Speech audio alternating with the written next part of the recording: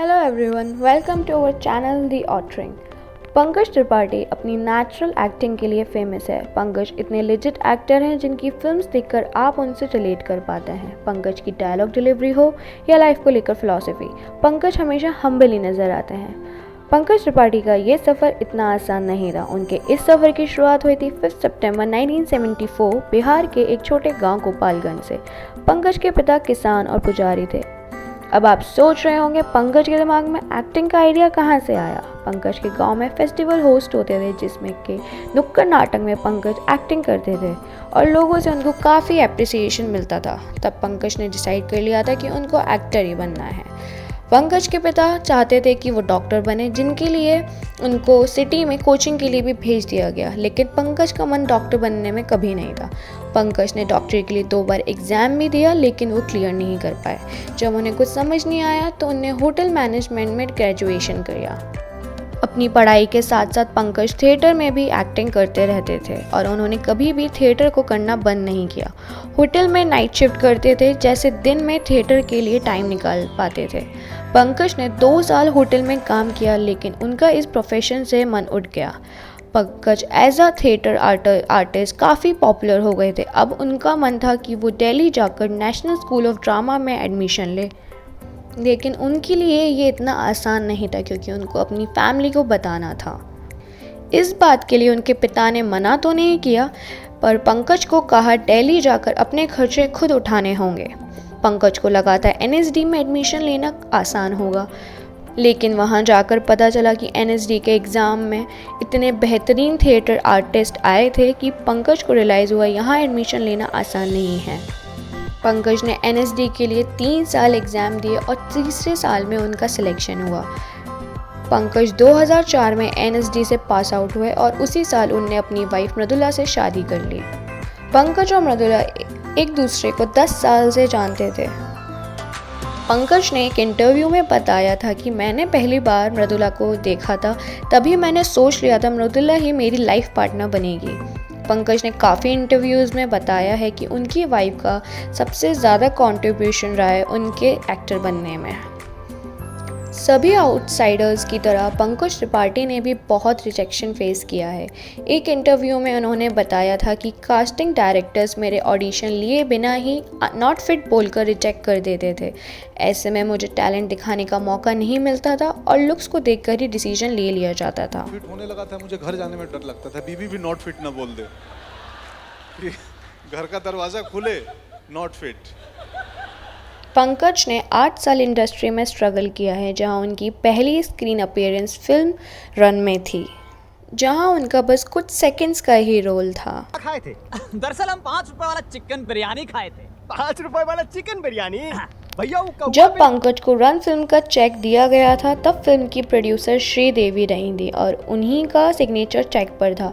पंकज श्रीदेवी के बहुत बड़े फ़ैन थे और वो उस चेक को संभाल कर रखना चाहते थे, लेकिन दूसरी तरफ उन्हें पैसों की ज़रूरत भी थी।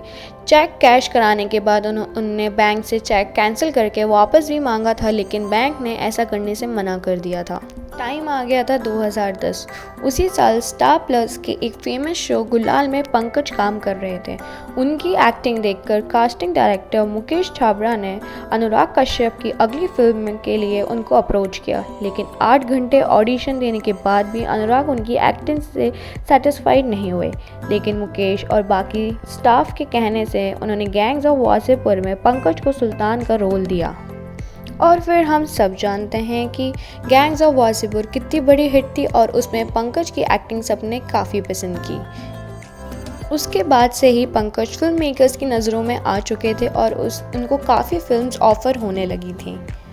पंकज को उसके बाद फुकरे, बरेली की बर्फ़ी, मसान, न्यूटन, नील बटे सन्नाटा, स्त्री, कागज़ जैसी फिल्मों में भी देखा। फिल्म फुकरे में पंकज ने पहली बार कॉमेडी रोल किया था, जिसमें वो पंडित जी के कैरेक्टर में नज़र आए थे। ऑडियंस ने उनका रोल काफ़ी पसंद किया था, जिसके बाद पंकज को और कॉमेडी फिल्म्स में साइन किया गया। मिर्ज़ापुर में कालीन भैया का कैरेक्टर उनके करियर की हाईलाइट बन चुका है। पंकज ने एक इंटरव्यू में बताया था कि कालीन भैया के कैरेक्टर में बहुत सी अब्यूजिव लैंग्वेज थी। उन्होंने मेकर्स से बात की और बोला कि जो बात आसान शब्दों में की जा सकती है उसके लिए गलत लैंग्वेज की ज़रूरत नहीं। मेकर्स ने उनकी बात मान ली, जिसके बाद हम सब ने कालीन भैया का कैरेक्टर काफ़ी पसंद किया था। कालीन भैया सॉरी, ये स्क्रिप्ट में नहीं था। उसी साल पंकज सेक्रेट गेम्स में भी स्वामी जी के रोल में नज़र आए थे, जो उनके लिए काफ़ी चैलेंजिंग था क्योंकि उनने इससे पहले कभी ऐसा कोई कैरेक्टर प्ले नहीं किया था। अब आप सबको स्त्री का आधार कार्ड वाला डायलॉग तो याद ही होगा।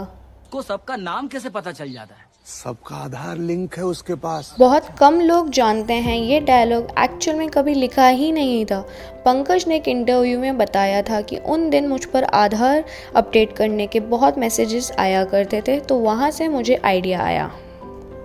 पंकज त्रिपाठी को न्यूटन के लिए नेशनल अवार्ड भी मिल चुका है और हाल ही में हुए Indian film festival of Melbourne में उनको the diversity in cinema award भी मिला है। इसके अलावा वो best performance in film ludo and best performance series Mirzapur के लिए भी नॉमिनेटेड थे और उनकी शॉर्ट फिल्म लाली ने भी इस साल के फेस्टिवल में जगह बनाई है। ये थी पंकज की struggle to success life story, जो काफ़ी इंस्पायरिंग है। एक छोटा सा इंस्पायरिंग वीडियो आप सबके लिए। पंकज, जब आप छोटे थे तो मैंने पढ़ा कि आपका सपना था कि एक दिन मैं बड़े होके ट्रैक्टर खरीदूंगा। तो ये अभिनेता बनने का सिलसिला कहाँ शुरू हुआ? ट्रैक्टर नहीं खरीद पाया इसकी वजह से। क्योंकि अगर ट्रैक्टर में खरीद लेता या मेरे बाबूजी के पास उतने पैसे आ जाते, 10वीं तक ट्रैक्टर अगर घर में आ जाती, तो फिर मैं ट्रैक्टर चलाता और खेती ही करता। तो कभी कभी ज़िंदगी में कोई चीज़ नहीं होती है तो उस वक्त मलाल होता है, लेकिन बाद में लगता है कि नहीं, अच्छा हुआ वो नहीं हुआ। एक नागार्जुन की कविता है, एक नागार्जुन कवि हैं बिहार के, जो नहीं हो सके पूर्ण काम उनको करता हूँ मैं प्रणाम। ज़िंदगी में बहुत सारे हमारे काम पूरे नहीं होते, वैसे ही वो ट्रैक्टर मेरे पिताजी खरीद नहीं पाए और अब लगता है अच्छा हुआ। ट्रैक्टर खरीद नहीं पाए तो उनको लगा कि अब तुम पढ़ाई करो, एक ही ऑप्शन है डॉक्टर बनो, तो फिर उतने अपनी जीविका चला लोगे और उतने पैसे आएंगे कि ट्रैक्टर हो जाएंगे। और डॉक्टर बनने के लिए गांव से पटना निकला था और डॉक्टर का टर तो नहीं लग पाया, एक्टर का टर लग गया। तो guys, never give up and keep working hard on your goals. और इसके साथ इस वीडियो को लाइक, कमेंट एंड शेयर करें और हमारे चैनल को सब्सक्राइब करें, नहीं तो कालीन भैया बुरा मान जाएंगे।